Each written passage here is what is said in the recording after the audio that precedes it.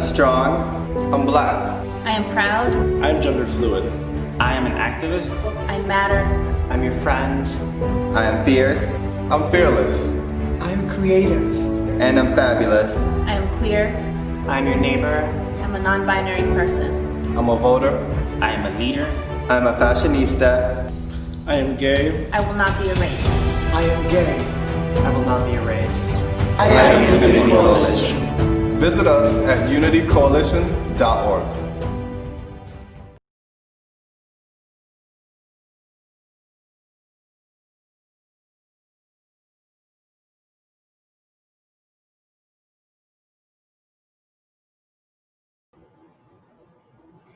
Hey, Samantha.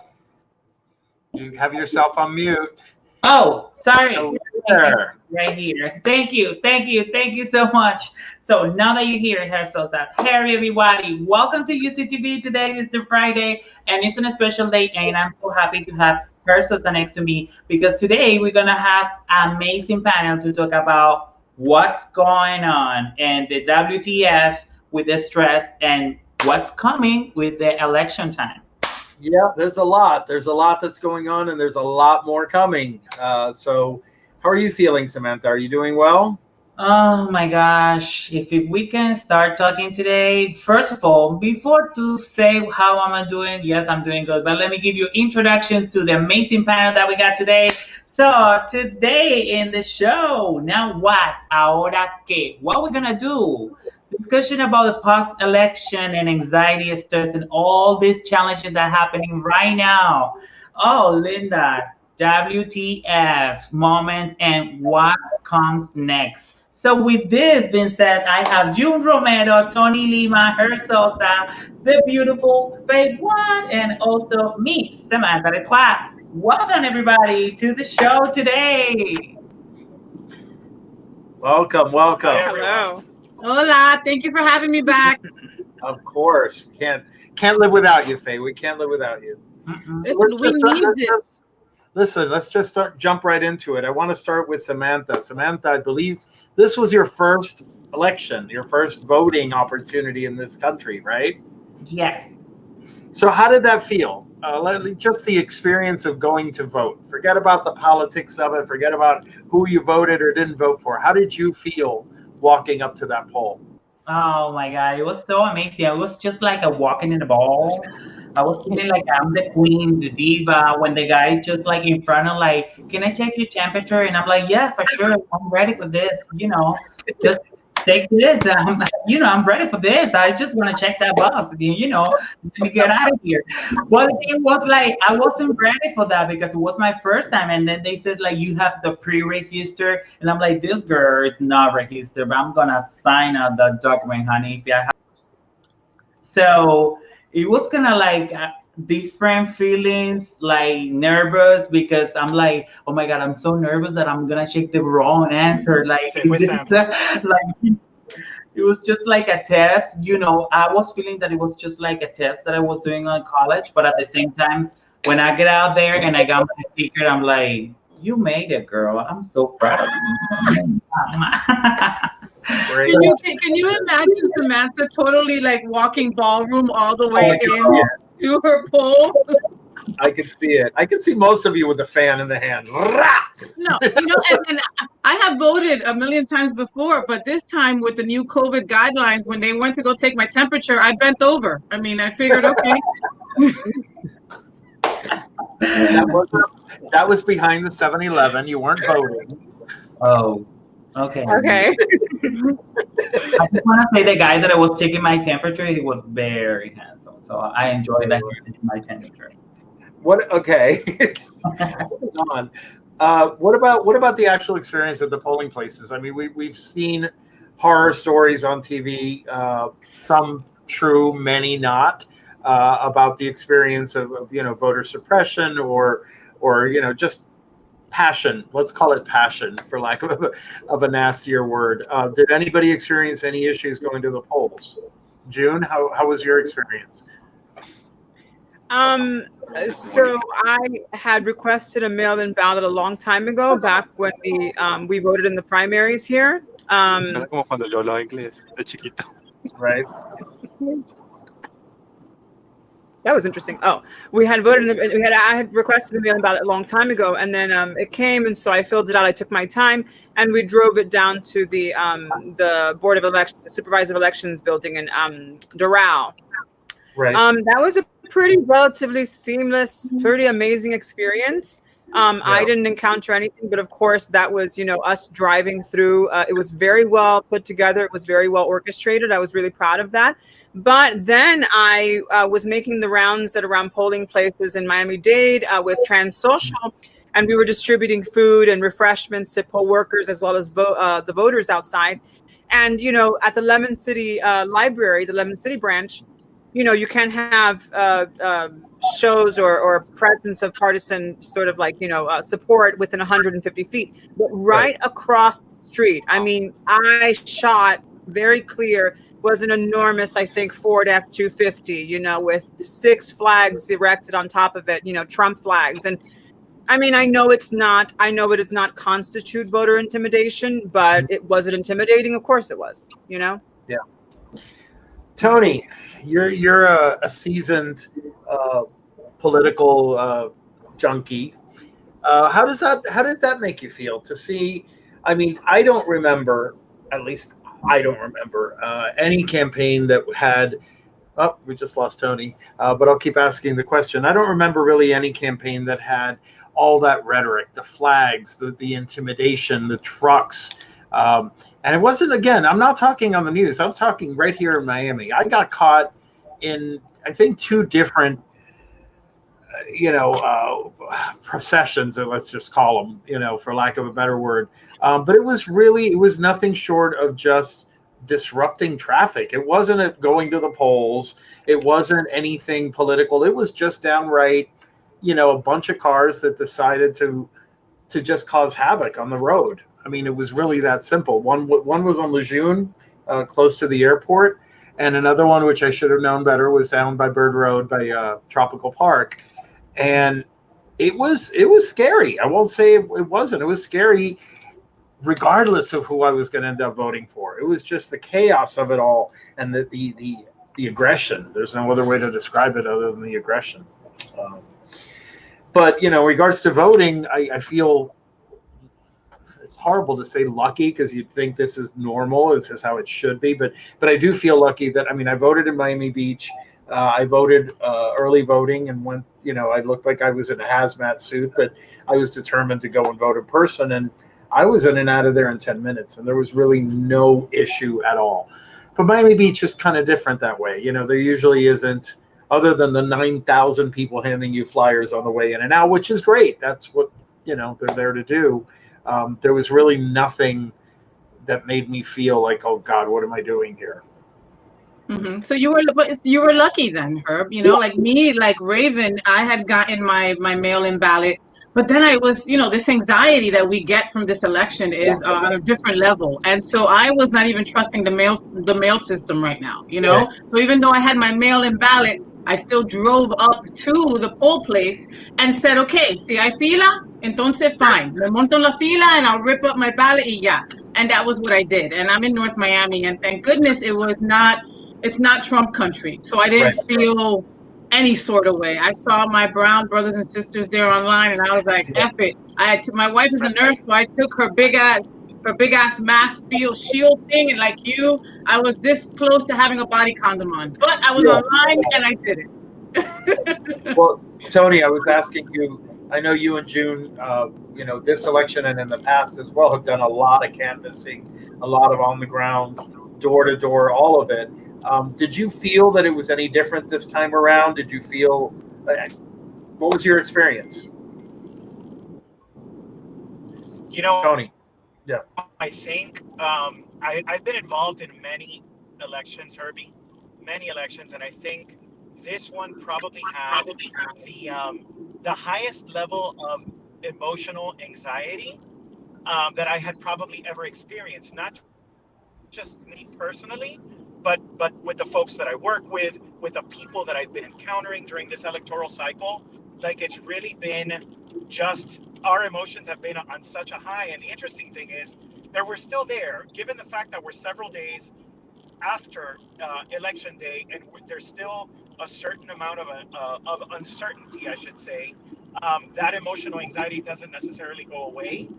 But I think as far as like the voting process, I voted by mail, and I'm one of those people that's generally a purist. I like to go to the poll and vote. But this time around, I decided to vote by mail, but I was checking. I heard Faye saying that she didn't trust the system. I didn't necessarily trust it either. I was checking almost constantly to make sure that my vote had been counted. Because you just, that level of uncertainty on so many, in so many different ways is what added to that emotional anxiety. So I think it was a very different kind of election. I think most of us are very well aware that this was probably the election of our lifetime, because so many different important things that affect us as LGBTQI people were at stake.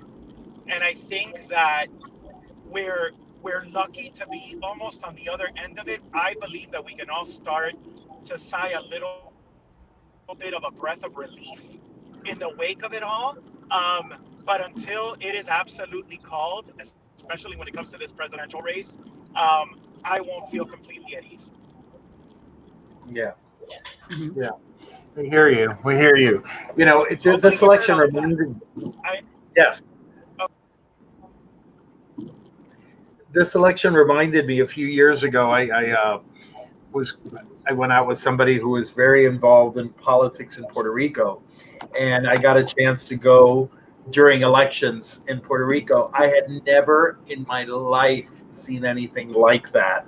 If you've never been on the island during a political campaign, do yourself a favor. But I should have said that 6 months ago, because now the point I'm getting at is it's the first time ever that I've seen this level of passion, this level of division, this level of us and them. I thought Puerto Ricans were insane, to be honest with you.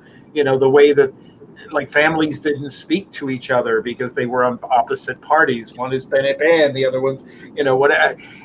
And here we are. How has that affected each of you? Just on a personal level, because. Listen, we all have tough skin. I know all five of us have a political or a public face, if you will. And, personally, we've been through a lot. But it's difficult. At least for me, I found it very, very difficult to just stay upbeat, quite honestly, and not want to just crawl into bed every single day. And I'm pretty tough, pretty thick skinned.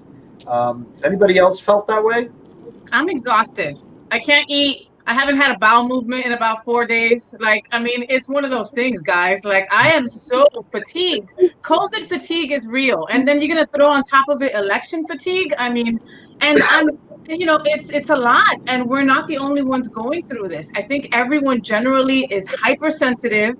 And uber exhausted, and that division that you're talking about, Herb, is real. I've had, I'm really open on Facebook, like mostly all of you on my screen right now, and I've had family members send me a text and be like, "Pero para qué tiene que poner eso ahí para todo el mundo que lo vea?" And it's like, that's me, and I'm not. Why are you taking it personally? I'm not tagging you and attacking your thoughts on this presidential election. And I'm not the only one. I've got friends that aren't talking to their brothers. I've got another friend of mine that's not talking to his father or his mom because of this election. I've never seen such a divide, big time. Yeah. So here's another question. How do we, as people that identify with the LGBTQ rainbow, if you will, how do we, because this is something that I found challenging when talking to people that didn't necessarily agree with the way I believe. How do you get that point across that I wasn't just voting for LGBT rights. And I really mean that. There was a lot of things that I cared about that didn't necessarily affect my life. I don't plan on having an abortion ever in my life, but guess what? To me, that's critical that a woman, sounds crazy, be able to do whatever she wants with her own body. I can't even imagine what that decision due to me. So the highest of respect. And that's just one example, pre-existing issues. I mean, there's so many different issues, but it seemed like whenever I spoke to somebody that had a differing view, they just automatically assumed, well, yeah, you're just stuck on the gay issue. Well, no, it's not just a gay issue, it's human rights issues. It's so many other layers. So how did you all deal with that? How did you all cope with, I'm not just the gay poster child here, ladies and gentlemen. Yes, those things are critical to me, but a lot of other things are critical to me. And somehow those just get dismissed by people that don't necessarily agree with you. Like, oh, yeah, Black Lives Matter, or yeah, immigrant issues, whatever. It's not whatever. I have a personal philosophy, and it's not really my own philosophy, right? It's something I have realized is true. I'm sure other people have philosophized it and have perfected the concept, but if you want to improve a society, and if you want to inspect where a society is going wrong, really, you start at the margins. And what I've always said to people who tell me, I've been contesting a lot, going back and forth on Facebook, for instance, with folks who I grew up with or people who were former classmates of mine. And my ultimate assessment of it is, look, it is no surprise that you're coming to me with this viewpoint. What I am asking you is to acknowledge that I understand your viewpoint. I was raised around it and through it, but you don't really understand mine. And so marginal people like you, myself, all of us here, marginal people there is a value to their perspective that people are still undermining. If you have several perspectives in life, that is innately more valuable. 2 is always better than 1, and 3 and 4 and so on. And I think that speaks to, honestly, I think it speaks to the shifts in demographics in the country and the shifts in leadership in the country. I mean, let's take Alexandria Ocasio-Cortez, for example.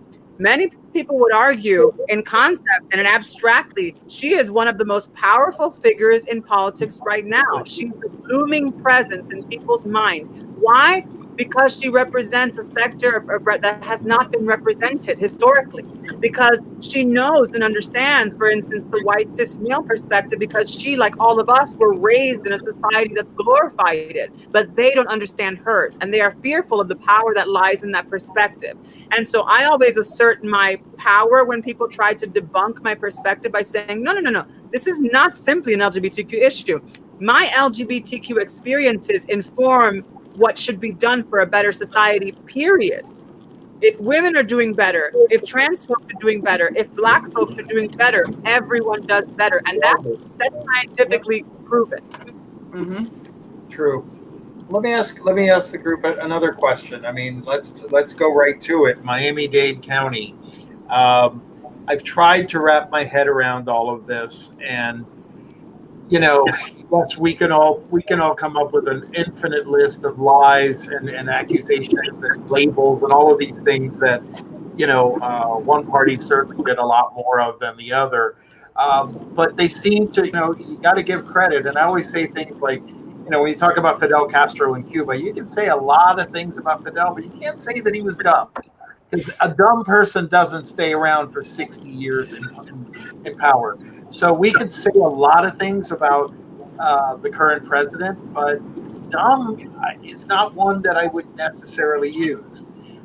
So just keeping that in mind, we all come from Hispanic backgrounds, on this screen. How do you combat? How do you have the discussion of, when you call somebody a socialist or you call them a communist or you label them as such, it's a real fear, and it's a real fear for, I know, all of you and all of us in one way or another come from backgrounds where that is a very legitimate fear.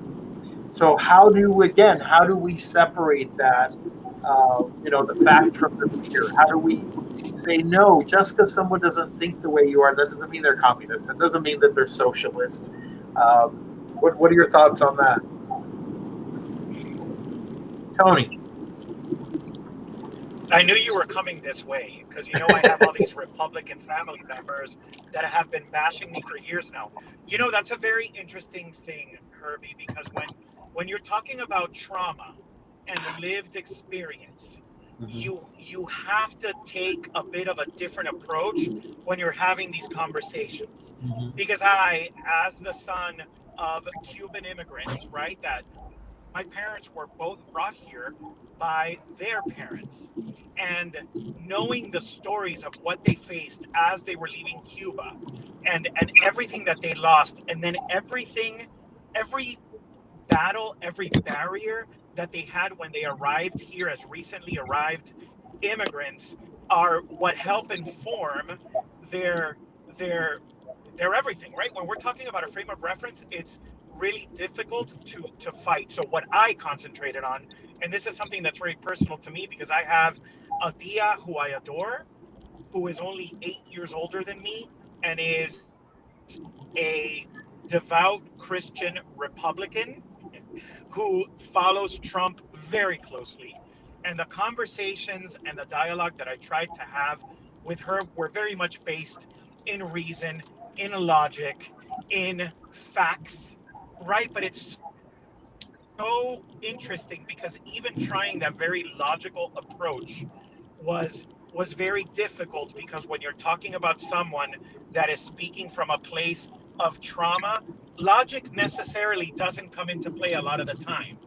So it's very sad to say, but in my personal experience, I had to let go of some of those conversations and kind of move on for my own mental health, because it became a thing with several family members where I just had to move on and try to talk to other people that maybe were disenfranchised in some other way, try to get other people involved in the voting process, and really talk about the issues that are important, that affect us all. And something that I wanted to mention before, the question before this, Herbie, that you were discussing specifically, how we approach this as, with our several identities, with our intersections. Right. What's very interesting to me during this entire electoral cycle is that there was a very specific need to be very black and white, right?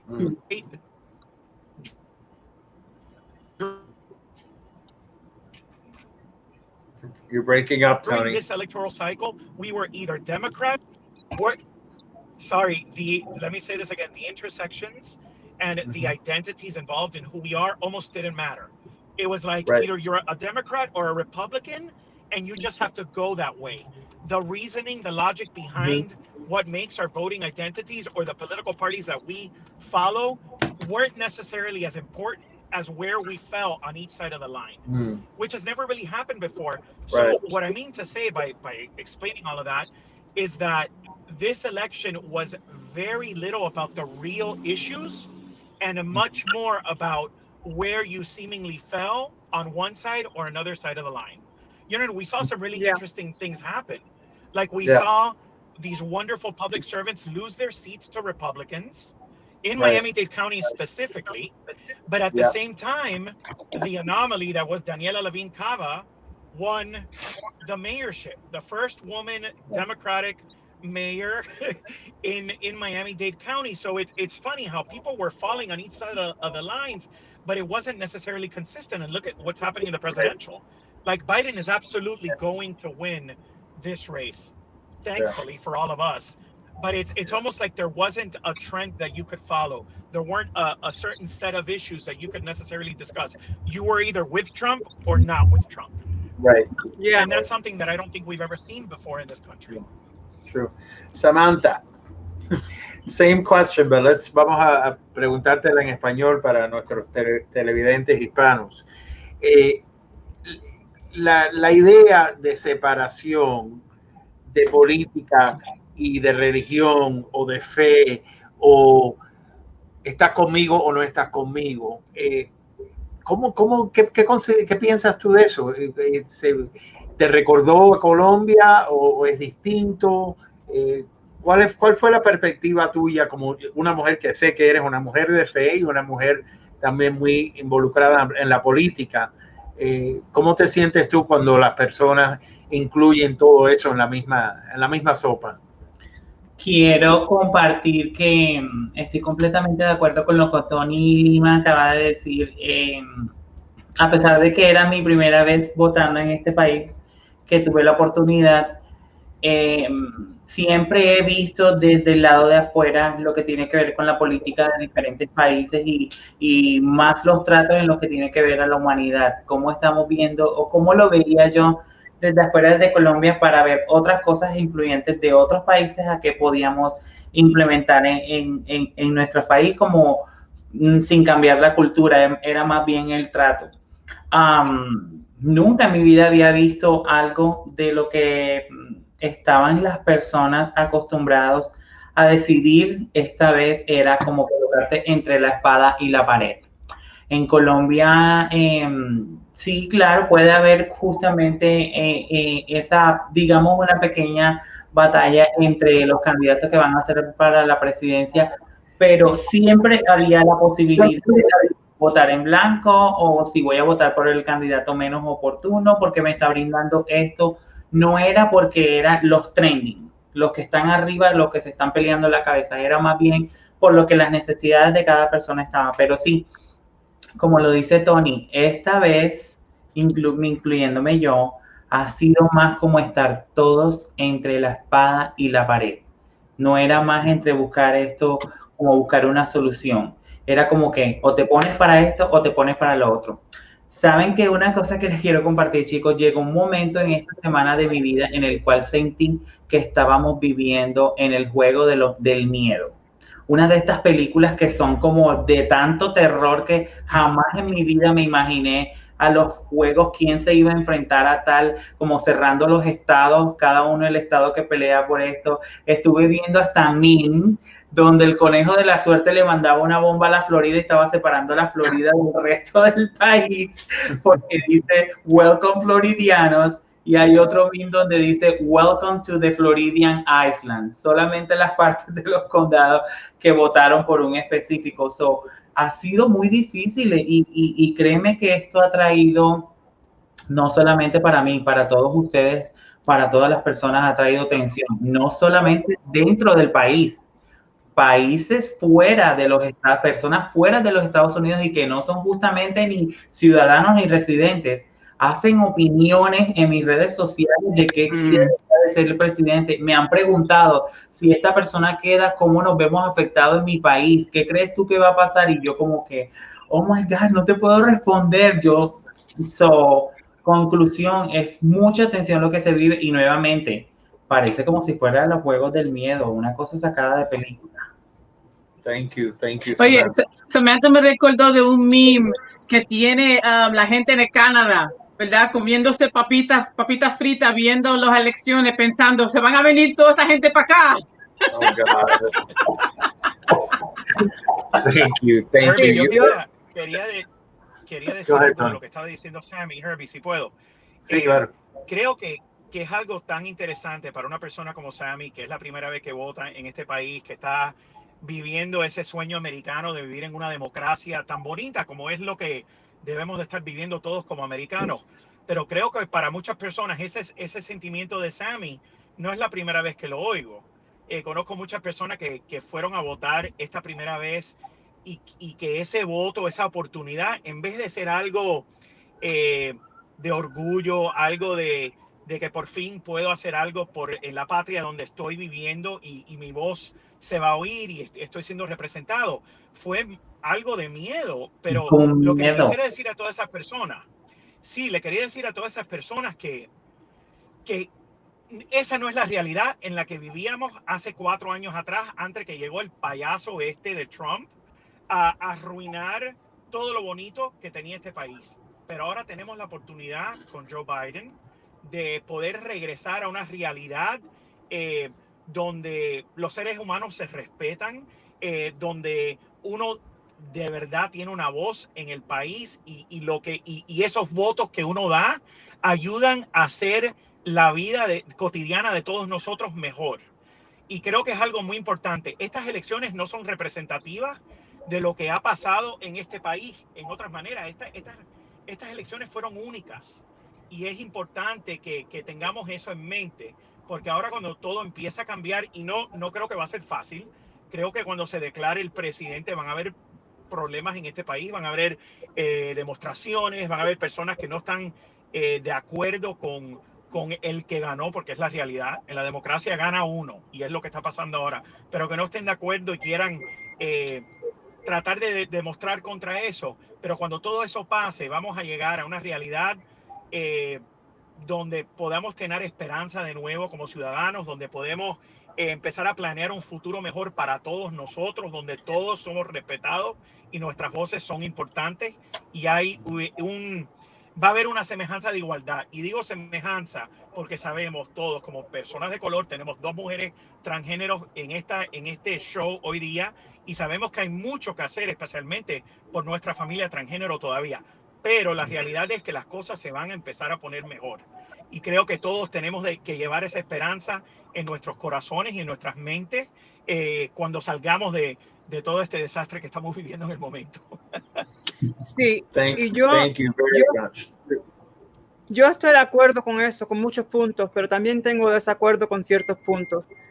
Yo pienso que Donald Trump vino a revelar, a descubrir o quitarle el cover, ¿no? al mundo y la realidad en cuales estamos viviendo por mucho tiempo ya. Nosotros todos aquí nacimos de un mundo de imperialismo y de colonialismo. Es la realidad. Nosotros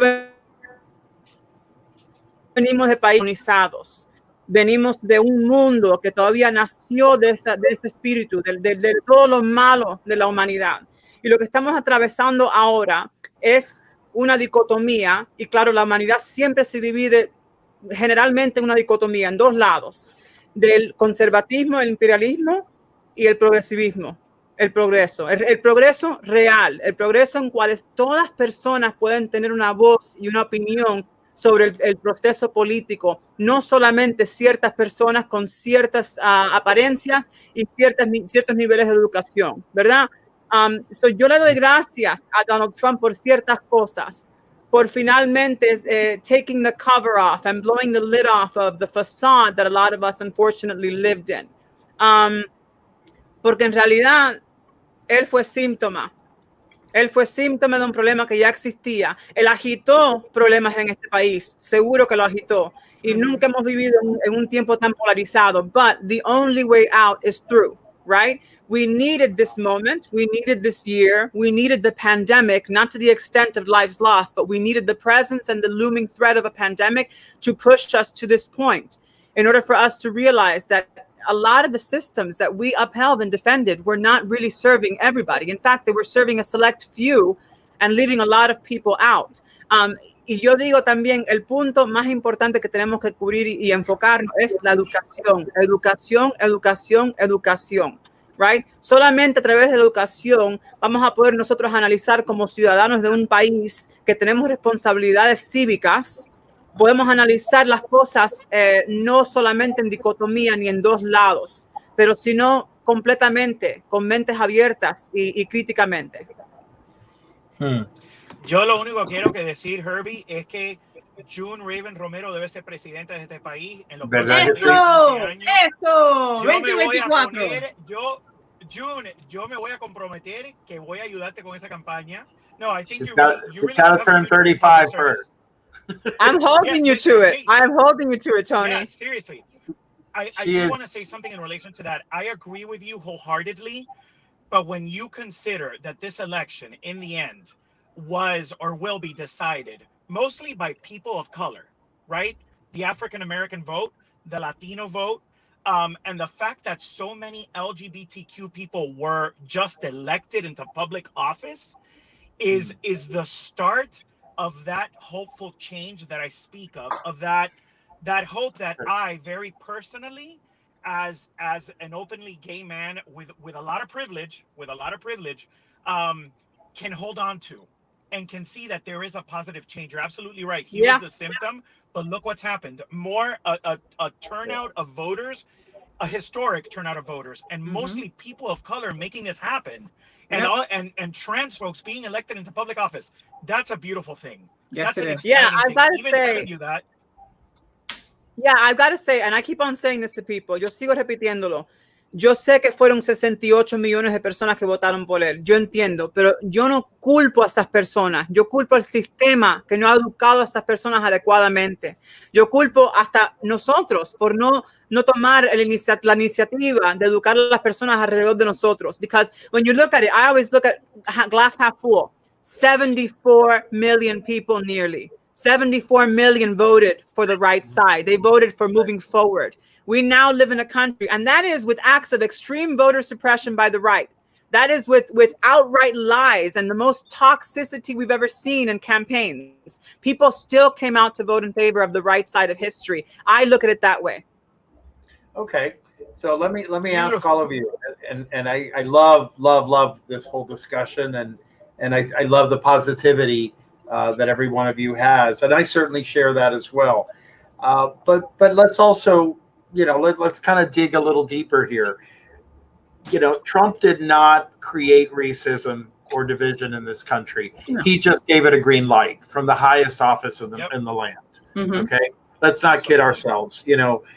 Tony, and I know you meant well, but things were not 100% rosy 4 years ago, and all of a sudden the sun went away. There were issues. He just made it okay to be racist and to be just horrible, really, because it's not just racism. Go ahead.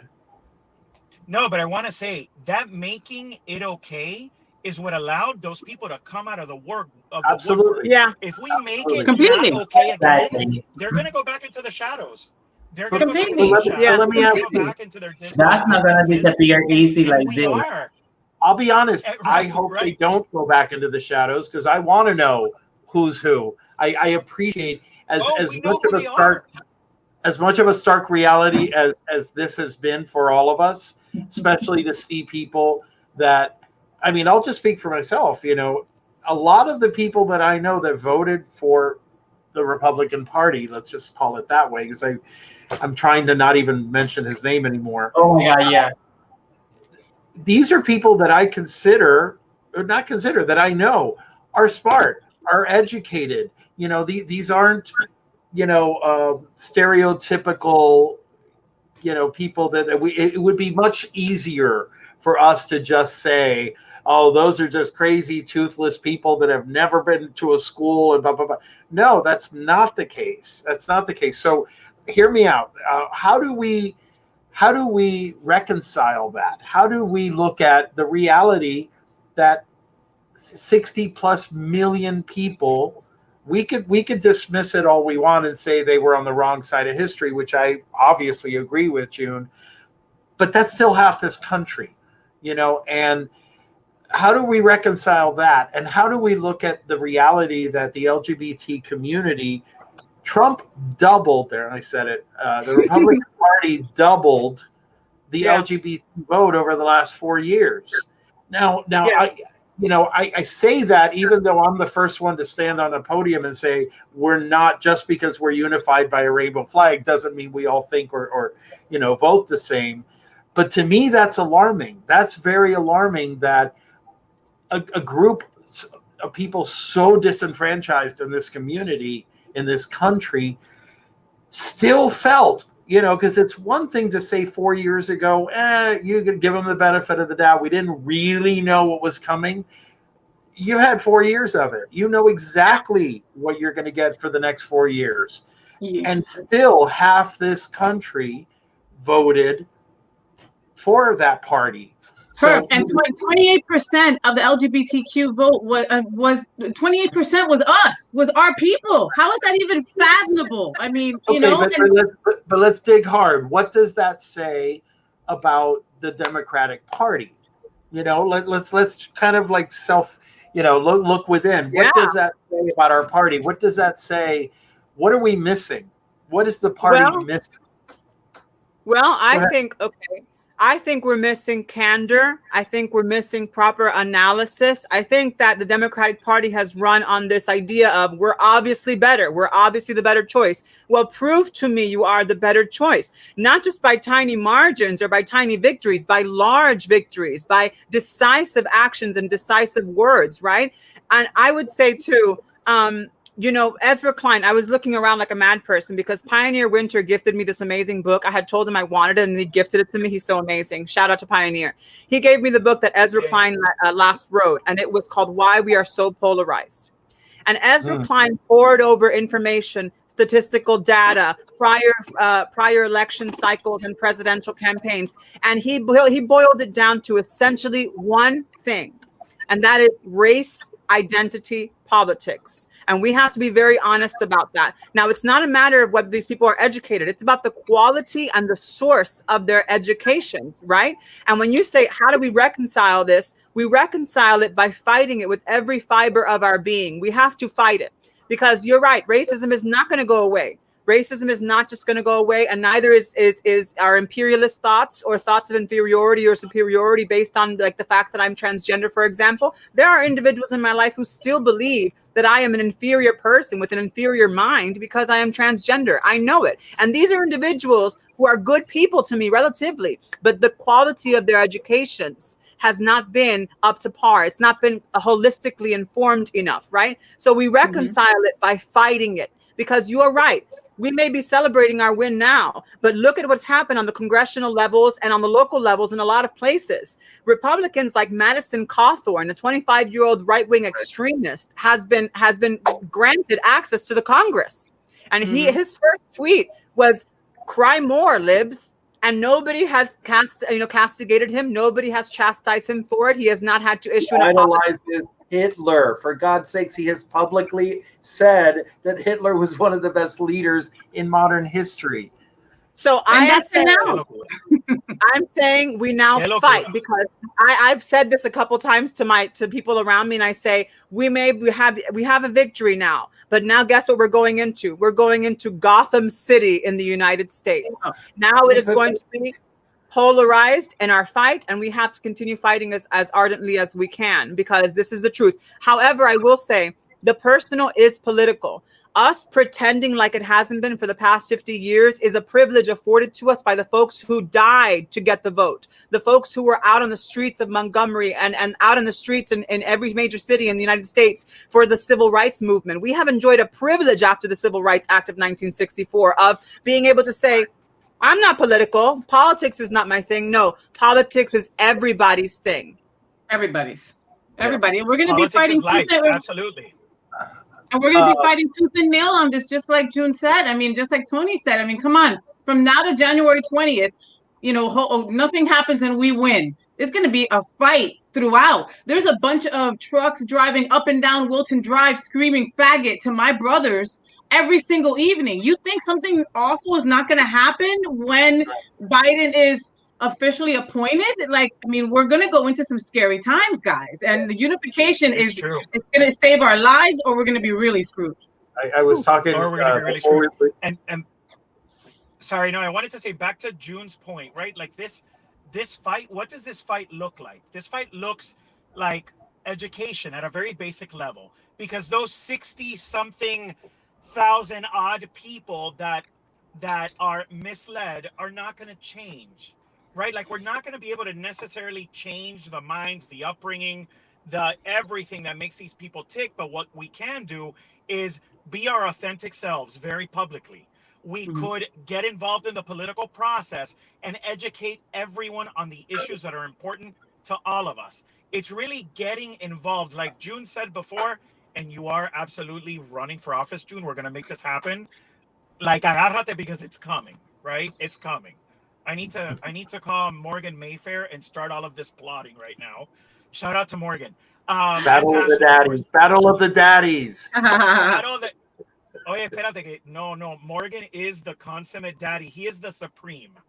That's all I'm saying. I will listen. I bow down to the supreme. But that kind of education is what's necessary. And just going back, because of course I'm going to defend my point from earlier, Herbie.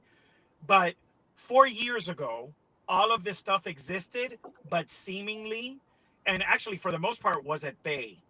The realities that we are living nowadays, the lack of humanity, the lack of respect, the lack of love for one another, like all of that has to be reversed. All of that has to come back. Again, with education, with dialogue, by uplifting the narratives that help educate people, by putting people of color, women of color, trans folks at the forefront of it all, for everyone to get involved with in some capacity. Like, that's the only way we kill all of this, you know. And this entire situation, the last 4 years have been extremely emotional for all of us, right? So it's time that we take and harness that emotion and harness the passion that we have and use it for the greater good. And I know I'm speaking to the choir with everyone on this call right now, on this, because this is what we do for a living for the most part. But the reality is that we need to start building up that next layer of leadership. We need more June Raven Romeros, Definitely. right? That So, we can okay, uplift hold that thought. and have them stand on our shoulders. Yes. Hold that thought, everybody. Hold that thought, everybody. Indeed. Because we're gonna take a little break, and Samantha's gonna talk to us about some wonderful projects and other things. But when we come back in 30 seconds, I want you all to think about, and I'm not stuck on this, Tony. We're all absolutely on the same page, but maybe I'm just a little too beat up right now. I can't help but think we had these conversations 4 years ago. And yes, we have had gains. Absolutely, we've had gains. And we could look at all the wonderful people that got elected from our side. But then you also look at the Lindsey Grahams that got reelected, and you look at the other idiot, whose name I don't even want to mention. So many people, so the gains could be said on both sides. Really, both parties gained in both extremes, if we want to call it that, because many would look at us as an extreme position and extreme people as well. So I'll leave you with this thought. I read somewhere about 3 weeks ago something that at first I found it disturbing, but you got to kind of give credit. The Republican Party went with their candidate. They went with their candidate, unpolished, unabashed, unapologetic, and no one challenged him. I mean, we could talk for the next 10 hours as to why that happened. But the fact is, like it or not, there was no misunderstanding as to what the platform was for the Republican Party and who their supreme leader that they put as the candidate was. I don't know that the same could be said for the Democratic Party. I think that we all had our own, wish list, if you will. I just feel that we did it again, that once again, we just kind of relied way too much on trying to be everything to everybody. And we're winning, but I mean, it could have been so much better. So I just want you to think about that and just discuss it. I mean, am I wrong? Am I right? Am I, how do we not have this exact conversation 4 years from now? And I'll leave you with a really terrifying thought. You all do realize that if he's alive, he could easily run again in 2024. Okay. That's a very real possibility. Or God forbid, one of his inbred children. Spawn. With that, Samantha, tell us about Art Lab. Art Lab. Now we are called to trans artistas, la comunidad transgénero, my transgender community, looking and buscando artists, painters, sculptors, photographers, etc. All of you, we are invited and welcome to our Art Lab Trans Art Pride Line and collaboration with Pride Line. So go ahead and check it out, our website, unitycoalition.org/transart, and fill it out that form, because there's an opportunity for you to shine out like a diamond for our transgender community, gender no conforming, and gender no binary. Go and check it out, unitycoalition.org, because there's so much for you. The service community, with the pandemic, we are still helping that community. Make your donation right now through the unitycoalition.org/coronavirus micro-giving fund. My dancers, my club, my party, my people, they get out of work. They don't have any income right now. So with this opportunity, you can help us and you can still help our community. Make your donation right now, unitycoalition.org. Oh, don't take that picture in front of me, honey. I was doing my makeup. SOSA. UnityCoalition.org and /coronavirus microgiving fund. Guys, let me tell you, microgiving fund is still out there. So encourage and invite a community.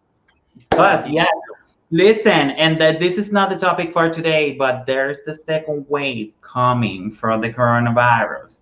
So you still got that opportunity to fill that out that form and apply for your money, because the coronavirus, it can help you to pay your bill, pay for the gas, pay for the food. So all my LGBT community, they can apply for the service community. We are here for you. Thank you, Samantha. So I have two kind of closing thought questions for us to debate. And God knows we could talk for the next 10 hours and still hopefully not bore each other. But, you know, I got to go back. You know, we started with, if I remember correctly, over 24 candidates, almost all of which I thought were certainly qualified. Let's just put it that way. Certainly qualified. And I have nothing to say against Joe Biden, but to play devil's advocate, you know, he will be the oldest president in U.S. history. Okay, that's a fact. He's a career politician. Okay, he's been in politics for over 40 or over 50 years, 47 years. So this is, I'm not Biden bashing by any means. All I'm saying is, again, we went through this whole process. We had 4 years to lick our wounds and to kind of jump back from the reality of 90% polls were telling us the night before the elections that Hillary was going to win. And boom, you know, here comes a bucket of cold water. We've had 4 years to strategize, to contemplate, to think, to retool, to all of this. I'm saying we as the Democratic Party. How do we not have the same conversation in 4 years? Okay.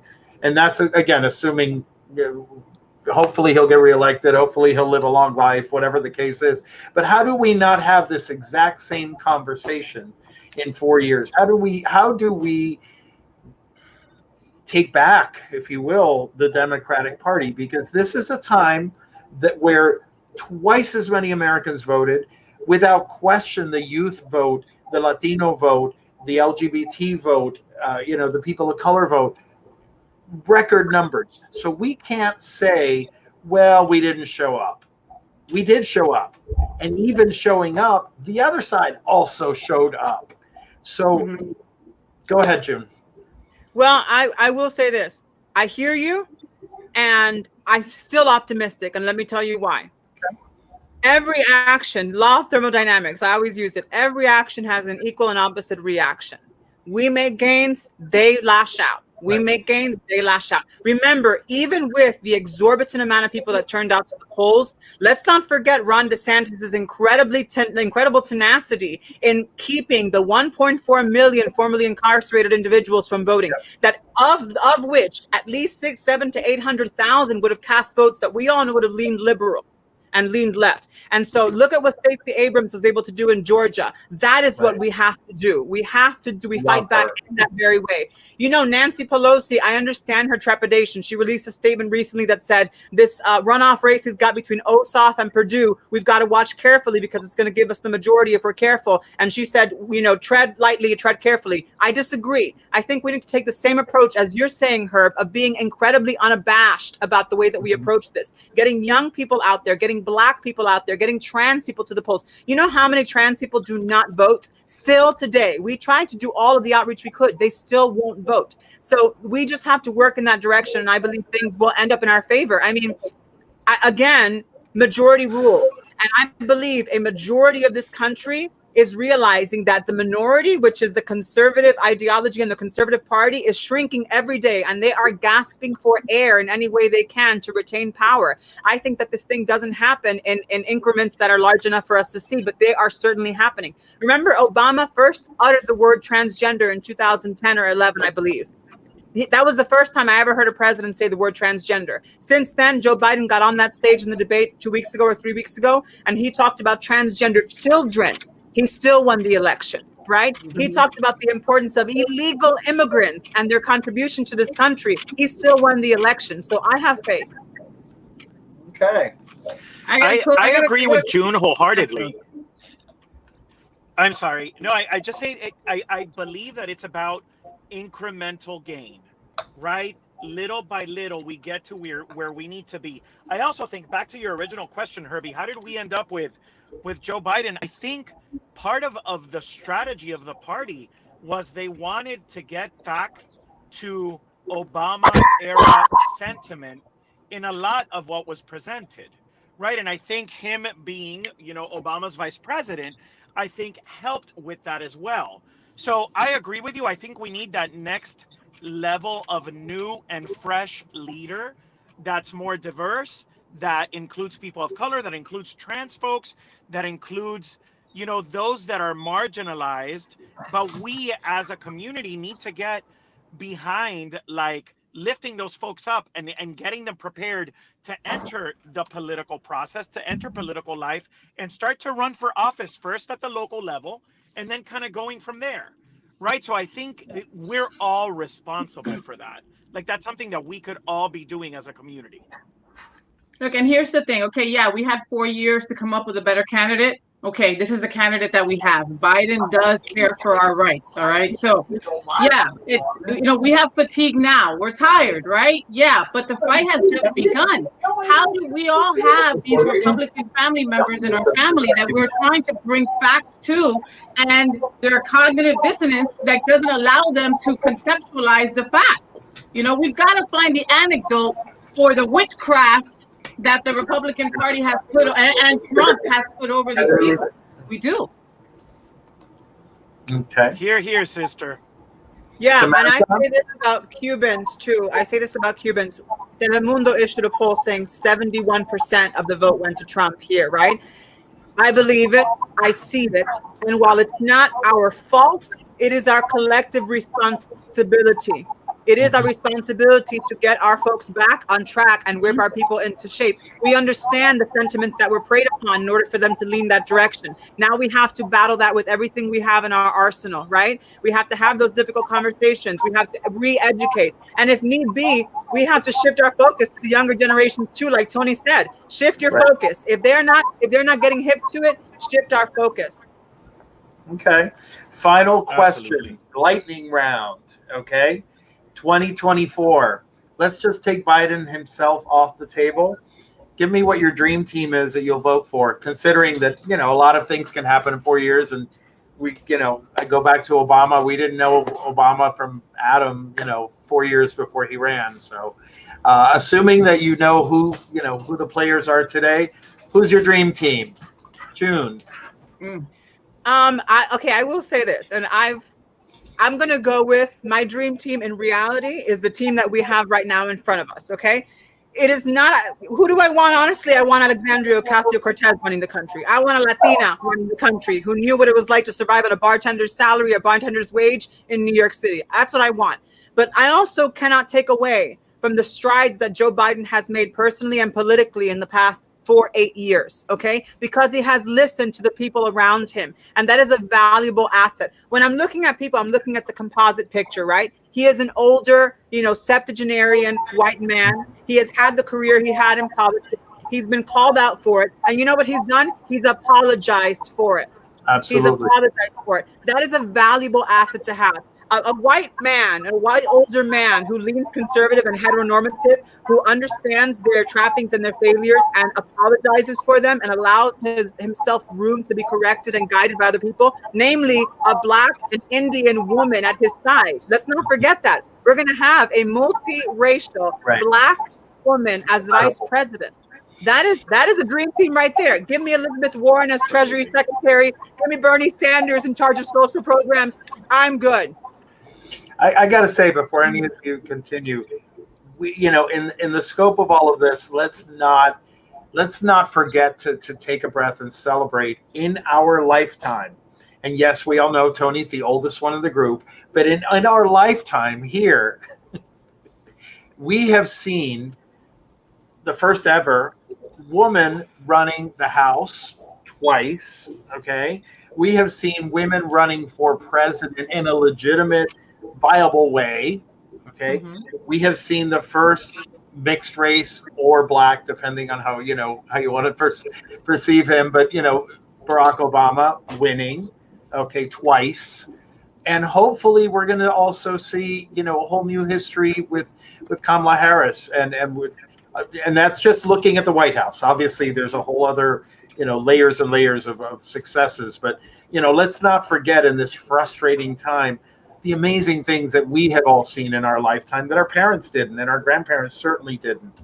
And that's not even talking about legislation and everything else. But Faye, what's your dream team in 2024? I've got to go for June Raven Romero and Tony Lima as Vice President 2024.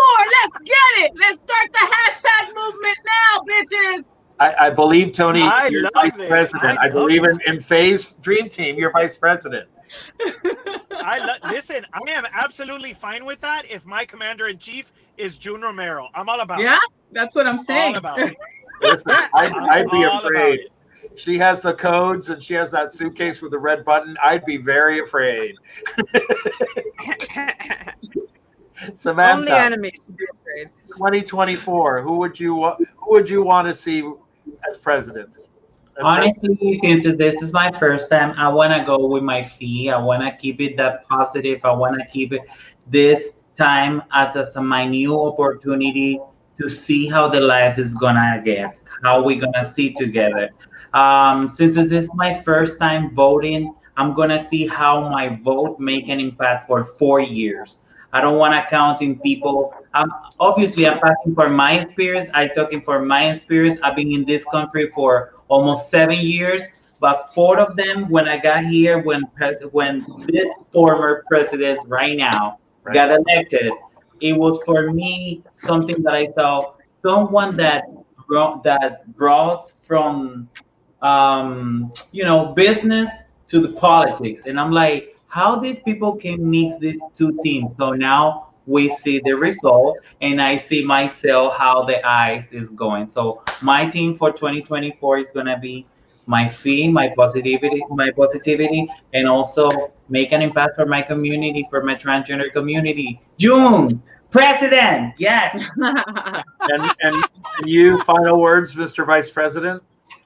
That's a really great question, Herbie. What I would say is, the thing is, there's a series of really great young people of color that are out there already serving in very impressive positions, right? And they're rising up already. We mentioned some of them: Stacey Abrams, Julian Castro, right? There's so many, and I would love to see a combination of those. And I think, like we talked about before, like it's really up to us to ensure that people like June get elected into some form of office during the next electoral cycle, right? All politics, as we know, is local. It starts at the local level.